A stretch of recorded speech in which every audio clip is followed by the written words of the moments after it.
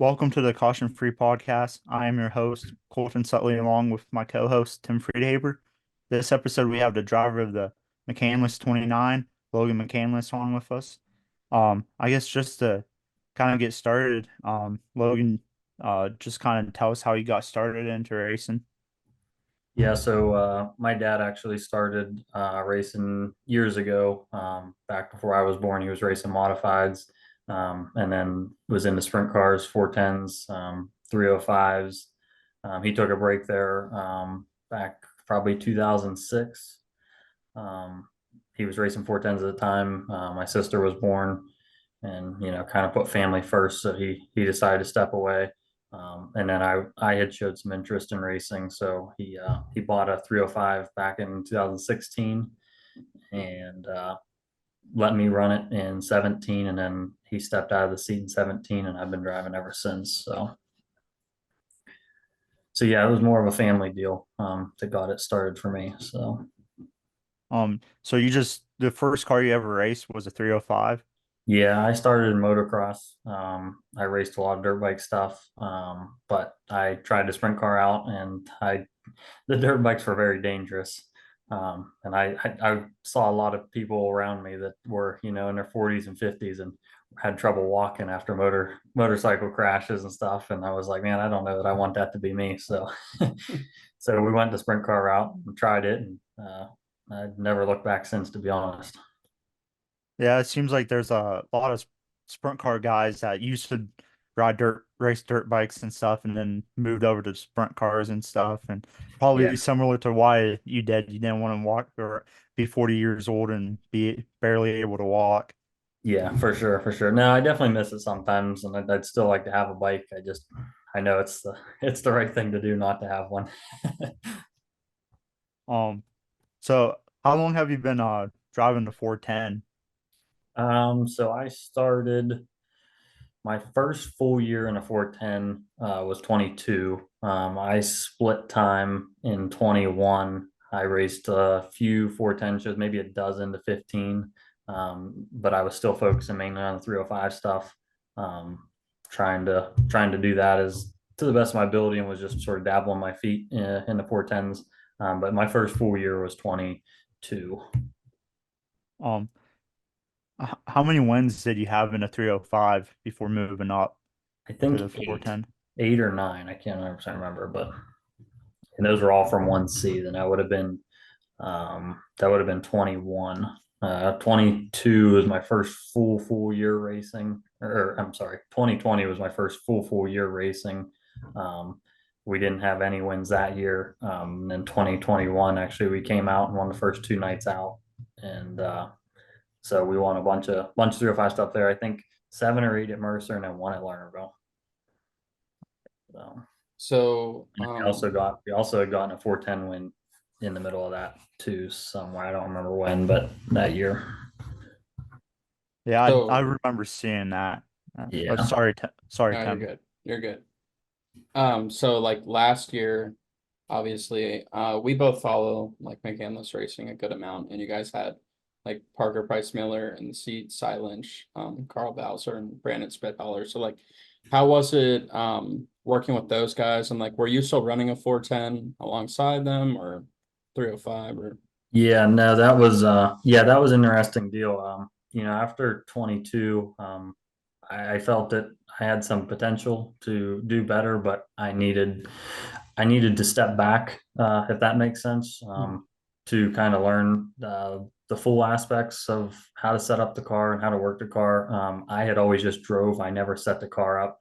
My father did all the setting up of the car, and he did all that. So I just had to focus on driving, but I needed to learn how to set up the car and how to manage, a team at a bigger level. So we had looked at hiring a crew chief, and me stepping back and working under him and hiring somebody to drive, and weren't quite sure what we were going to do. And then just happened to be talking to Stuart Williams, the owner or co-owner now of Elite Wings, and he said that, hey, I know Parker doesn't have a ride yet. You ought to get in touch with him. So he actually gave me his dad's phone number, and I called him, and we talked a little bit, and he said, "Hey, Parker would love to drive it. I have a crew chief that comes with Parker and also a tire guy." So yeah, so we were able to work something out with them, and they brought their two crew guys along with Parker, and I was able to learn for a few months underneath them. Unfortunately, there towards the beginning of May, things just weren't quite working out the way we thought they were going to, so we decided to go our separate ways. And it was a little bit of a big wake up call for me, because now it was either we had to drop off the All-Star tour, or I had to step up and pick up the slack and learn very quickly. We were able to get Cy in there, and we were able to do pretty well, keep up with things. But due to some other obligations towards the end of the year there with his sponsors, he had to get back in his car. So towards the end of the year, we had a couple fill-ins. Brand Spithaler jumped in it for a weekend. Carl Bowser finished out the year for us. So it was good. I learned a lot in a very quick manner. It was good to do that, and I learned a lot. We were able to build our team, to more of a professional level, as far as equipment wise goes, and just representation. So I think that was good going into this year. That was a big help. So How was the transition from running locally to more regionally with the All Stars, following the tour night in, night out? yeah, it was a lot. We had done in 22, we did a little bit of traveling with the All Stars. We went on both the New York swings. Did a little bit. We went out east to the Grove and stuff, but we didn't do a ton of traveling. Just a couple nights a week is all we really did. So the All-Star deal wasn't too bad, because most of the time it was only a Friday, Saturday deal. But there were some weekends where it was 3, 4 nights a week. Unfortunately, it was just me in the shop throughout the week. All the guys I had helping me were all just volunteers. So whenever they could come, they could. So it was a lot, just to maintenance the car, clean everything, restock the trailer, motor changes, car changes, whatever needed done. I did a lot of that throughout the week by myself. So it was rough. Most we had ever run was 50 shows. And then we ran 65 or 70 last year. So it was a big jump in shows. And then I just didn't have the help that, most teams have. Most teams have 2 to 3 guys in the shop a week, getting everything done. And I didn't have that. So it was hard for me, but it taught me a lot, time management. You had to make sure you were getting stuff done in a reasonable amount of time so you could leave, on Thursday to head to wherever. And, it was good. It was fun. It was challenging, but I think it was good in the long run. Yeah, I've seen you've been traveling quite a bit this year so far. I mean, you've been down to Texas, out east at Williams Grove, and clear down to Missouri, traveling all over the place. And um, you can see where the experience with running with All Stars seems to be helping. You had some really good runs down in Texas with the ASCS Elite Outlaws, and you had a good run with Outlaws, the World of Outlaws this past weekend as well. Um, just I guess kind of talk about how this year's gone so far with traveling a little bit more against some um national level type competition. Yeah. This year was different. We were looking for a crew chief, was able to find one, Kyle Pruitt, from out east there, out by Maryland. And we were able to get him to come on board with us and join the team this year. That was huge. I really needed some help in the shop, and I needed a crew chief so I could get back in the seat and focus on driving. Not have to focus on the crew chief inside of things as much, because it's hard to do both. There's guys out there that do both the driving and the setup, and it's a lot. I think that's awesome that they're able to do that. But realistically, I think you got to have a crew chief that can set the car up for the most part. And so we were able to get Kyle to come on board. And then I have a tire guy who's on board full time with us. So that was good to get things rolling. We really wanted to go to Florida, but it just wasn't the right timing with me being out of the seat. For over a year. We just didn't figure it was probably worth us going down there. And Florida can be hard on motors and stuff. So we decided to pass on that. But we saw the opportunity to go down there to Texas to race with the ASCS Elite Series, and then catch Kennydale with the Outlaws for 2 nights the following weekend. So we decided to go down there, and yeah, the first weekend went really well. Surprisingly for me being out of the car as long as I did, I knocked the rust off pretty quick. I was still a little rusty all weekend, but we were able to knock the rust off pretty quick, and I think we turned some heads a little bit, and showed them that, hey, our team's around for the long run, and so hopefully that opened some people's eyes up. And then yeah, this we were out east there and had some decent runs out there. Unfortunately, got involved in an accident at Williams Grove, um, but nothing major, and decided to go out to I-55 this weekend and had some speed. We were all right the first night, was able to get the win in the B main there to transfer in, and then Saturday night we were really good. Fortunately enough, both nights we were able to get really good pills, which was really key the second night, being that it was just one qualifying flight, not two. The track really faded. So, we were good, but, we really got a lot of help there with the pill draw end of it. So, was able just to stick it out, and, was able to hold my own there in the heat race and then again in the dash. And unfortunately, in the feature, we faded a little bit, probably a little bit of driver inexperience, more than it was the car. So, but it was a good weekend altogether. We learned a lot, and hopefully we showed those guys that we can run with them, and that we're going to run a lot with them this year. I hope so. We'll see how the rest of the year goes. Yeah, it looked like I watched the race Saturday at I-55, and it looked like on the start of the feature that Buddy kind of had to move up the track because it kind of bounced up the track a little bit. Looked like he went up a little bit to avoid him and stuff. Yeah, And there was a really pretty good rut coming out of four. And I think when he hit the gas, he kind of caught that rut and it kind of shot his front end towards me. And I lifted a little bit, and most guys probably would have stayed in it and tried to ride it out, but I just, it's not worth it to me. But so I let out a little bit, and fell back into line there. And then when we got down to 1 and 2, and I went to the top, Carson Macedo hit a rut um, coming out of turn 2, and he jumped up the track right in front of me, and I had to lift to not hit him. And then it just kind of trickled back, got out of rhythm a little bit for a couple laps, and had to regather it. So I'm not gonna lie, I was a little flustered after the first lap. So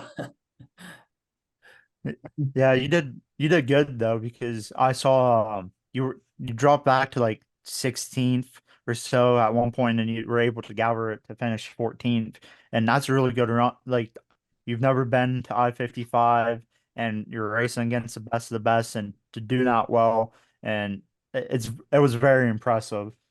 And Brandon Spithaler, he was on. We had him on a couple, like probably about a month ago, and he said that when he raced Attica a couple of years ago and led the first lap of the feature with the Outlaws, that he just didn't realize how aggressive those guys are lap in, lap out, because he got someone threw a move on him that was more, in his eyes, more of a late race move type of move. But for those guys, it's every lap type thing, and I'm sure the more you race with those guys, with this weekend coming up, the more you're racing with them again, the more you race with them, the more experience you get with them. That you're going to be throwing them sliders at them just like they throw them at each other. right, yeah, no, it definitely was a change of pace. I knew in the feature, once everybody got going, I was just hoping to hold my own. I was really hoping to hold into the top five, top 10 at worst. But I knew that those guys are fast, and they just didn't get quite as good of a pill draw, and it affected their qualifying lap. So I knew they'd be coming up through. I just I guess I didn't anticipate how quickly things would happen. So, but that's the difference of me spending a lot of time local racing, and not a ton of time out on the road. So hopefully that changes with time, and seat time and some experience. Um, what are your plans looking like for the rest of the year? Are you planning on to travel and hitting like the Outlaws and high limit shows as much as possible, or do you think you're come around locally and race some too? Or Yeah, I think probably the majority of our schedule is going to be on the road stuff.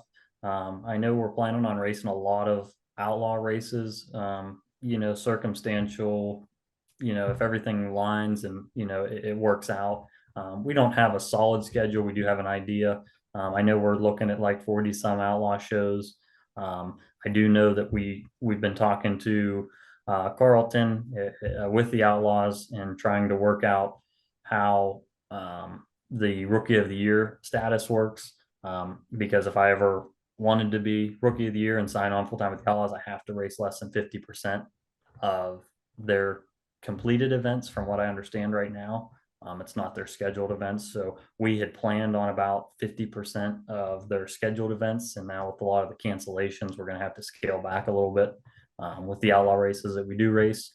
But we're still hoping to get around that 40-ish area of outlaw shows. I know we're going to run about 8 to 10 high limit shows, more of the high limit shows that are closer to us. And then we'll just fill the gap with local shows.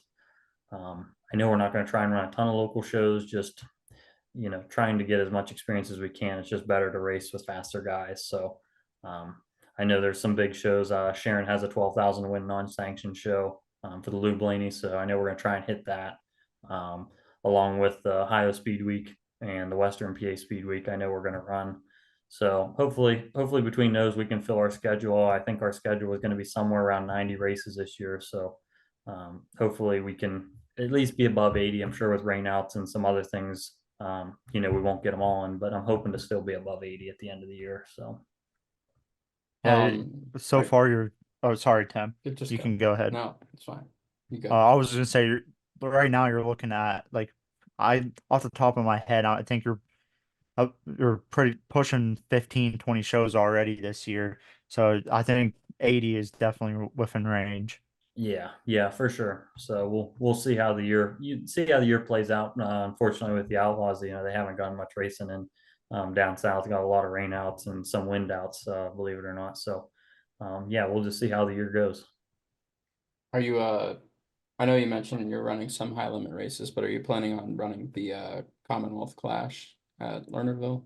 Yeah. So I think we're gonna hit. I think High Limit has 3 shows there Mhm. at Lernerville. So I think the plan is to hit all those.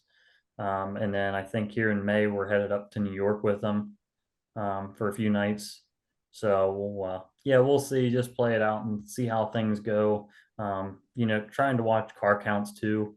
With my little experience, racing with these, professionals. It's it's hard to go to a racetrack that has 50 cars and there's already 24 very very good drivers there. It's harder to make the show. So yeah, we want to race with the best guys there is possible to make ourselves better. But at the same time we still have to look at the cost of things and trying to make the show to at least make a little bit of our money back. So Yeah, I think the Silver Don Martin Memorial Silver Cup and the Commonwealth Clash is a 2-day show. They're both at high limit at Lernerville, and Tim and we both plan on being there. So w- when you're there, we'll definitely have to swing by and say hi and stuff, and hopefully see you out there kicking some butt. Yeah, yeah, for sure, for sure. You definitely have to stop by. Lernerville is a fun place. I really enjoy it. We had some good luck there back in 22 with the All Stars. Just qualified again. Well, I think that's the biggest thing in this whole thing is just making sure you get 2 solid laps down at the beginning of the night. If you can get 2 solid laps down at the beginning of the night, it makes your night a lot easier. Fortunately, we were able to do that with the All Stars at Lernerville and starting front row of the heat race, transferred right into the A, and so I like Lernerville a lot. It's a tricky track. It can be very tricky, especially late in the night. But I'm excited to go spend some nights down there with the high limit. Hopefully, we can put in a show every night. how fun is it to run up against that cushion as it gets smaller and smaller and throughout the night? Yeah, it's very intense. It's bit me a couple times. It happens. But Lernerville normally fields a really big cushion. And it fades there off at 2. And gets really slick right up to it. So it's a fine line. There's a lot to lean on there, but if you don't enter high enough, you enter too low and slide into it, it can bite you. Or if you miss it and you're too high, it can really bite you. But when your car's right and you're able just to run it right in there on the rim, it's a really good feeling. There's not a lot of people that hit it right every night. So when you do hit it, it's a good feeling. Yeah, I think at the high limit show uh this past year there, I think even Kyle Larson missed it during the race. Like just was running so hard he just completely missed it and went off the back a little bit, and that ended up costing him the win. But even the best of the best can mess up on that, and Lernerville is probably one of my favorite tracks. Um, obviously it's a local track, so it always would be special to me. But what just the racing it puts on, and that just not having the a wall against the back and stuff, it's just I don't know. I always thought it was cool since I was a little kid. But Yeah, yeah, no, definitely, definitely a fun place to race at. I've always enjoyed racing there, and unfortunately, we haven't spent a lot of time there locally, just racing the local shows due to just some of their pay. Their pay has always been the lowest around for a weekly show. So we have steered clear of there a little bit. We'll go down and run a local show every once in a while just to get tuned up for some of these bigger races. So unfortunately, I haven't gotten to spend a ton of time there, but the times I have spent there has been a lot of fun. um, other than Lernerville, what are some of your favorite tracks that you've raced at or I been think to? Yeah, I think right now, as far as race stat, I've been to a lot of racetracks. Last year, I got to travel to a lot of different racetracks. Unfortunately, I didn't get to race, 90% of them. But Charlotte's probably my favorite track that I've ever raced at. It's really cool. It's a big place. It's really fast. I won't lie though, I-55 this weekend, it was up there on my list now. It's a tight bull ring, but it was fun. Pretty demanding, but it was a really fun place. So yeah, I would have to say those two. I go back and forth with the Grove. I like the place. It's fun when the car's right, but when the car is not right, it's pretty miserable. But as far as being to tracks, just visiting that I haven't raced at yet, Eldora is probably my number one favorite. It's a beautiful facility, and they do things right there. The staff's always very friendly, and things move along there. The show moves along, it doesn't drag on, and things are just laid out very nicely there. So hats off to those guys. I think that's probably one of the nicest facilities in the country, if you ask me. Um, so going back to this season, what are some of your goals that you have for this season? Yeah, we talked about that. Goal for the season would be every show that we go to make the show. That would be a huge goal. To not miss a show. Unfortunately, I'm sure it's going to happen at some point. But a huge goal would be to try and make 80% of the shows that we enter in. Would definitely love to have some top fives. Would be really nice to get a couple local wins. Some of the local shows that we're going to run. We didn't really set any firm goals of things we seriously wanted to accomplish. But those are probably some outline goals that we've talked about, wanting to accomplish this year. Moving So, back to, oh, sorry, Tim, you go ahead. okay. So like what were some drivers that you've been like looking up to since you started, and like yeah, I guess just like what are some drivers you looked up to? Yeah, as far as on the bigger scale of things, somebody I always looked up to, believe it or not, was Parker. I always thought he presented himself very well. And he was always a good racer. He really mixed it up. Especially when he was in the 11 car in the McGee car. Those guys really had that thing rolling. He was somebody I always looked up to. Carl Bowser was another one on a local level, that I always looked up to, guys that, I always looked up to guys that really presented themselves well. There's a lot of guys around here, I'm sure they're all over the country, but, around here that, didn't always present themselves well. They were good racers, knew how to race, but I just think representation is huge in this sport because I think you can burn some bridges very, very fast. I've noticed. Parker is probably the biggest one that I've, always looked up to. I have always sort of looked up to Donnie. I think Donnie carries himself very well. very pretty humbled kind of guy. He's done a lot in his career, and you don't really see him bragging about it too much. And I think that's pretty cool. So, like working with Parker, was there like any like key advice he gave you that just like has stuck with you and continuing on through this year? Yeah, I mean, we talk. I still talk to him, weekly. Actually, I was texting him over the weekend. He was texting me about my qualifying run on Friday. Giving me some pointers on stuff to do, and nothing really. I just tried to listen. Every time that him and Kevin Osmolsky there, when they were with us, talked. I always tried to be there and listen to how they were communicating and what they were talking about. Um, that was good. I wouldn't say there was anything that was big and key that we talked about, but the biggest thing in this deal is just forgetting about the bad nights.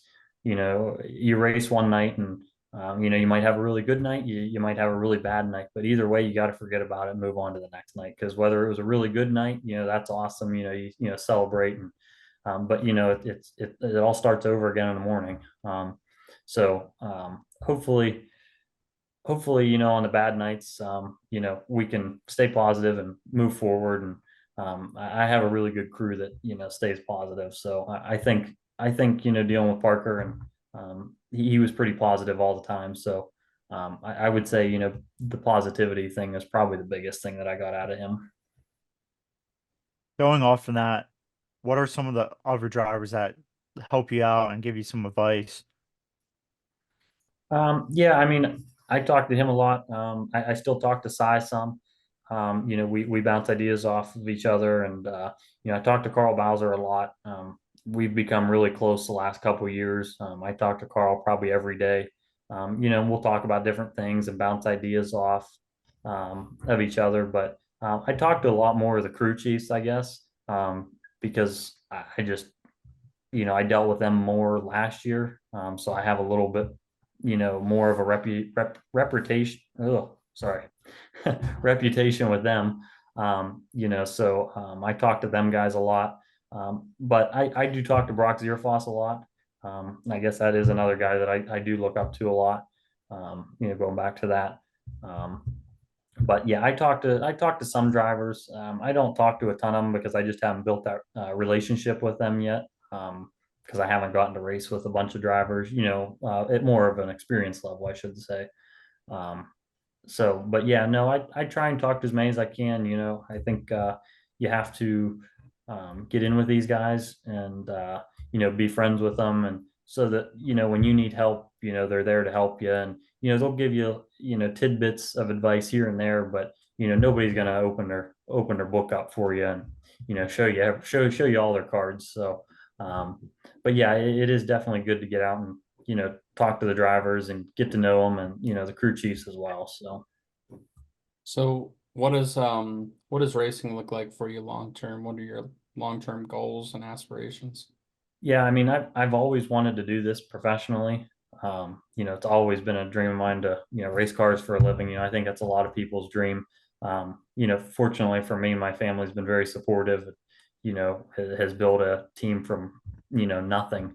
We basically started this team in 2016, one car, one motor. When my dad got back into it, and now we're a full-time traveling team. So, yeah, I mean, I'd like to race for a living. I mean, I pretty much do now. I mean, I still work at the family business when we're home, and on the road too. But yeah, I mean, racing for a living, is definitely a goal of mine. I don't know if I necessarily have any specific goals, to like, be a full-time outlaw or a full-time high roller. Um, I think being an outlaw would definitely be something I would really like to do someday. There's just a lot of stipulations to that deal, that make it tough. But yeah, I definitely someday would like to run a full outlaw schedule, and truthfully would like to run a full high limit schedule as well. So just when the cards align, we're still trying to build a team. We're close, but we're not quite to that top tier level yet. So hopefully in the next year to two, we can be to that level and be able to sign on and run one of these series, hopefully. So you guys are running the Ford engine, correct? So we have two of the new Ford motors. We don't run them all the time. They are by far the most expensive motors that we have, just repair wise, and straight up cost. So we don't run them all the time. They seem to run a little better on the big tracks. Um, so we try and save them for the bigger shows. Most of the bigger shows are on big tracks as is. So we try and save them for that. Um, but we have been running them. I ran one for the first time at the Grove a couple weeks ago, and I really liked it. It ran really well. That was the first time I've gotten to run one. So yeah, so we do have two of those, and we have been running them, and they run really good. We had them down on Tim Engler's on the chassis dyno uh, about 2 months ago, back in February, and they ran really well. So I'm excited to get some of these bigger tracks. I know we're taking it to Knoxville with the Outlaws here in a couple weeks, as well as Eldora. So yeah, so I'm really excited to get them out and get them on some big tracks and see how they really run. So. So then, is your other motor Ford too, or it's Chevy? Yeah, so we have a couple Fords and then we have a few Chevys. Okay. We have more of the Chevys still. The Fords are still hard to get, because they're still not publicly available. So hopefully we can get some more of them. We have two Ford dealerships here, so having the Ford, really helps. Just it looks better. We have the Ford logo already on the car, so Yeah. it's kind of nice for Ford people. So it's nice to have that on there rather than a Chevy for sure. So Is there like any notable difference between like the high end or the low end between like the Chevy and the Ford? yeah, so we didn't really notice anything as far as numbers wise. They're pretty even. The torque numbers are a little better on the Fords than our Chevys. We have some top of the line Chevy motors, and the Ford torque numbers are a little bit better. The power wise, they're about the same, but as far as driving, they really don't drive any different. I would say the Fords are a little smoother. They don't have the snap that the Chevys do. Um, so I kind of thought we took it out to the Grove and it was, kind of quiet and mellow. And then we ended up timing in second quick behind Macri. So it didn't seem like it was running real good, but it was running pretty good. So, the numbers don't lie. So they have a little different feel to them. But they really felt great. And the rest of the night it drove really nicely. They pedaled really well through the slick. So, um, I was really excited about that. I wish we got to run them a little bit more, to be honest, but it's just the way it works. So How has the adjustment to the new tires been like? Because with not running last year, you didn't have any experience with the new tires from last year, but this year, like, how has it been? yeah, I didn't have a ton of racing experience, so I didn't have a ton of really good cars, to feel the difference. But I will say I have noticed that the tires are definitely harder, than the old H tires were. They seem to last a little bit longer in certain conditions. I wouldn't say that they're lasting a ton longer, that makes a very visible difference. But I would say they last a little bit longer. They just take a little longer to get heat in them, being that they are a little harder. But as far as setup wise, I didn't get to have that transition because when I started setting the cars up, we were on D's already, and I had never set a car up with H's.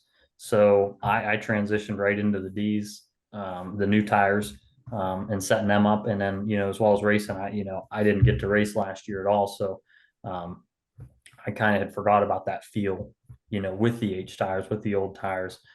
So transition into these D tires, I basically just started over again.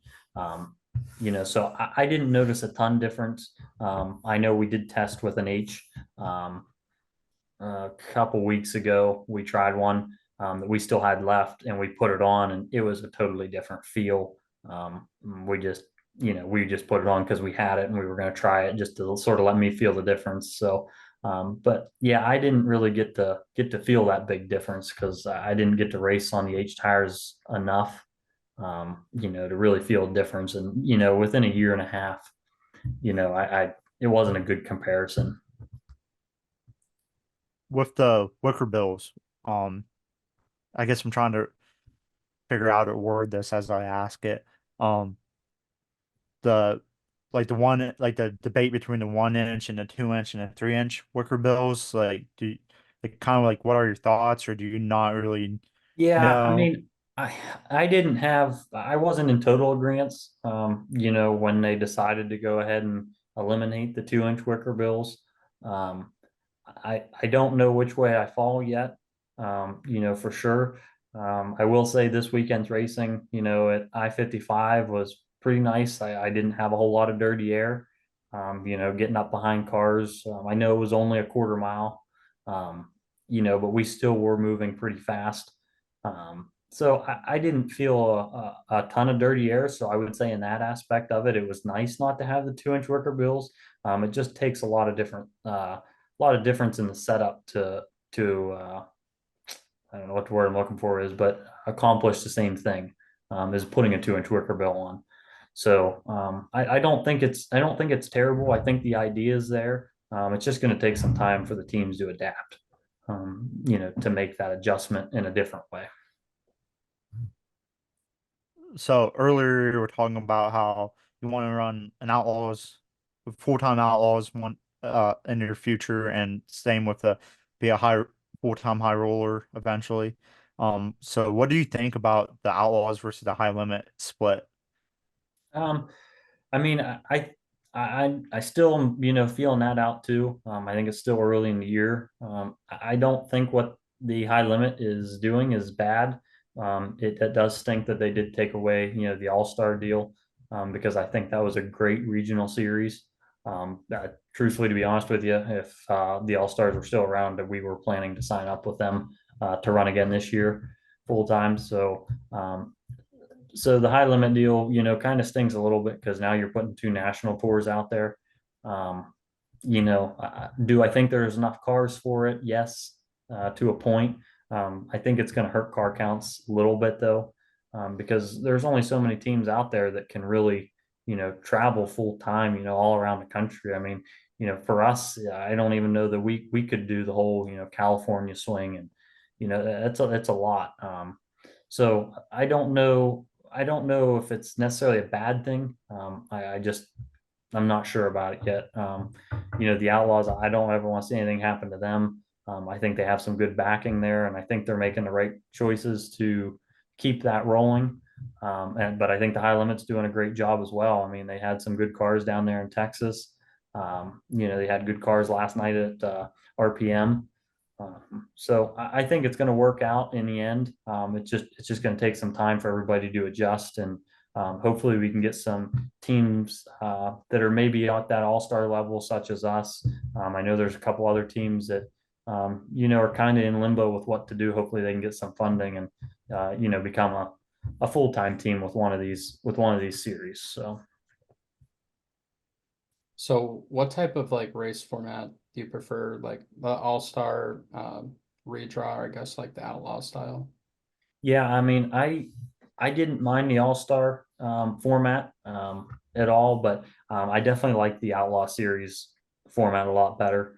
I just like how it lines you straight up. If, off your qualifying time, it doesn't penalize anybody, and then it takes the top two right into the dash. I think that's great. I think it does hurt on nights like Saturday where there were a lot of cars, but it was still under their cut for having split qualifying. I think that hurts a little bit. Um, I think the split needs to be sooner. If you ask me, I think it needs to be anything 30 cars or less. They need to have split qualifying, because there's a lot of tracks out there that fade very fast, and I-55 is one of them. So I think that could be changed a little bit, but as far as if I had to pick one right now, I definitely would go with the outlaw format. I didn't like the all-star format where the quickest guy goes to fourth, because you're just penalizing one guy. Um, and Sharon last year was a perfect example with Cy. We were quickest in our group with the All Stars and started fourth at Sharon, and they were taking four to the main. Well, the outside of at Sharon is never a good place to start. And as soon as the race started, we fell back to fifth, and just due to some other stuff. We fell back to fifth and we're not able to pass anybody, to get that last transport. So that kind of stinks. You put a car that was, one of the fastest cars in qualifying, and, you put them on that cutoff line, and, you missed the setup just by a little bit, or, in that example, it was more or less the track. That kind of stinks. So I didn't necessarily agree with the all-star format, but I do like the outlaw format a lot better. So if you could combine how the All-Stars did qualifying in their heat race groups Mhm. with the how the Outlaws line them up straight up, would that be the best Yeah, I possible? mean, I liked the group qualifying, because then you were only racing against the guys in your group. But there's pros and cons to everything. When you do the group qualifying, you could get a stacked group, and then the group behind you might not have, anybody but a bunch of locals in it. So, nothing against the local guys. It's just, the competition level. So I think that, you know, the group qualifying is nice because then you're just qualifying against your group. The track conditions to stay pretty similar for those 8 to 10 cars that are in that group. So I do like that, but I think that the outlaw format where you qualify either in flight A or B or just overall is probably the best. So Um, so do you have a preference when it comes to big or small tracks and kind of like what style track it is? not really. I mean, I like the bigger tracks, to a point. I like the speed. I like Port. I like the Grove. But I've really taken a liking to these smaller bull ring tracks. We did pretty well there at Mercer when I was starting out, and we went down there to Texas, and those were both pretty small tracks. And we did well there, and now out at I-55 we did pretty well. And I think the smaller tracks are a little more fun. They're more of an elbows up, all the time. Um, so I don't know if I necessarily have a preference, but I definitely would say if I had to choose, I'd probably go smaller than bigger. Do you prefer like a more slicked off track, or do you like a more juiced up track? Yeah, I like more of a juiced up track. Maybe has a little bit of character to it. Um, just seems to suit my driving style a little bit better. Some of the slick track stuff, you really have to get yourself to go slower to go faster. So I struggle with that sometimes. I think that's still me being young and not having a ton of experience yet. I think that'll come with due time. But yeah, right now I would say definitely probably more of the juiced up, as they would call it, the cowboy up kind of tracks. So Yeah, that seems like probably helps with your dirt bike racing background. That probably has to do with some because Sheldon Hodgenshield, he seems like he always does well on those more juiced up cowboy up type tracks. And he came from dirt bike racing before he moved into the sprint cars and stuff. So maybe that has something to do with it. yeah, for sure. No, I definitely agree. Yeah. So, outside of racing, what are some things you like to do? I love my probably my biggest thing outside of racing is snowmobiling. Fortunately, that doesn't get to happen very often. This year, I got to go on one trip, and that was it. So, but yeah, that's probably my favorite thing to do outside of racing. But truthfully, this racing thing, it consists of a lot of time. I don't get to do a whole lot outside of it. When I'm home, I try and work at the family business and help out there when I can. So by the time I, help with the race car and help do maintenance on that, and running around doing this and that, and I don't get a whole lot of time to do a whole lot else, unfortunately. So Do you still ride dirt bikes at all, or? no, I don't. I sold my last bike a few years ago. I've been itching to get another one. I bought a Harley instead. Not sure if that was a better move or not, um, but yeah, I ride my Harley a lot. As much as I can. But I keep itching to buy another dirt bike. But I know as soon as I do, I'm going to go to the track and get hurt, and then the sprint car race is going to be done for a while. So I've been trying to push that off. Yeah, as long as you do stay drive a speed limit on your Harley, you'll be all right. Right? Yeah, that's tough sometimes. Yeah. I mean, just driving my truck, I have trouble going the speed limit sometimes. It's just that itch to put Yep, the camera down and go, but it happens. definitely gotta have to watch that. But Tim, do you got any more questions? Nope. Okay, so we're gonna start wrapping this up. I guess to start off, where can people follow your racing and get some of your merchandise? Yeah, so we have a Facebook page, McCandless Motorsports, that we try and keep up to date as much as we can. And then as far as merchandise, we're actually working currently on getting a website set up to be able to buy merchandise. And we also have a t-shirt trailer that's supposed to be done. It was actually supposed to be done last week. It's going to be done, I think, this week. So we do have some new merchandise that's actually already here, waiting to get loaded into the trailer. So hopefully here in the next 2 to 3 weeks, we'll have that website up and going, and people can check it out there at mccandlessmotorsports.com. So hopefully that'll all be going up here in the next couple weeks, and we can get some merchandise out to some people. So do you want to shout out any of your sponsors and anybody else? Yeah, no, for sure. Definitely can't thank my parents enough. My parents have given me an opportunity that most kids dream about. So I can't thank them enough for everything they do for me, funding wise and being there all the time. My dad tries to be there as much as he can to help. And so I can't thank them enough for that. My crew chief, Kyle, he's been a huge help this year, coming on board, and Jordan, my tire guy, and everybody else that, helps out. I have a lot of guys that, come on the weekends and just volunteer their time to come and help because they enjoy it so much. So I can't thank them enough for everything that they do as far as that goes. And the sponsors, the dealership, both McCandless Ford of Mercer and McCandless Ford of Meadville. They're the number one sponsors on this deal, and Priest Enterprises, takes care of us. They give us a shop to work in for free. So, that's a huge help. High Performance Lubricants, Carmate Trailers, Elite Wings, everybody that makes this deal possible. It really does help. Every little bit helps.